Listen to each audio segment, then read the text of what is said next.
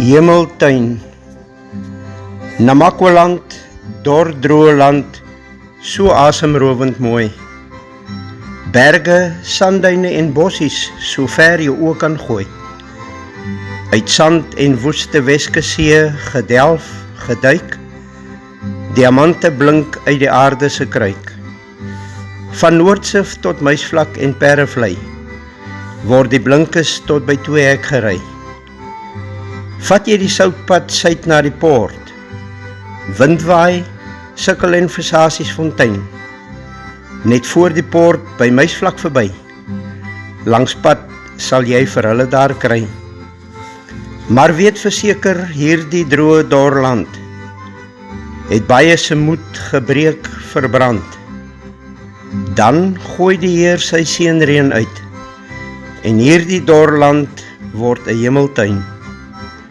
Gousblom, sporrie en vygies bring hul dank, so ook pietsnot, eintjies en koekemakrank.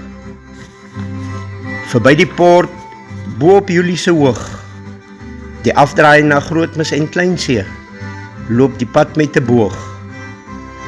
Ry verder oos, die Kreeftoppe en Gemsbokvlei, verder aan Vaalheuwel, Arieroep en Ouansies, met die teerpad langs op teen Annino se pas, ry jy teen die N7 vas. By Steenkof draai jy suid, Oukiep, Nababiep en Springbok verby, Mesklip, Willeperhoek en Subatsfontein, na Bousdorp en Kamieskroon, pad langs tot bo op 'n hoog. Dis daar ter se poort, en neffens die pad, eensaam en alleen, die Engelsman se graf.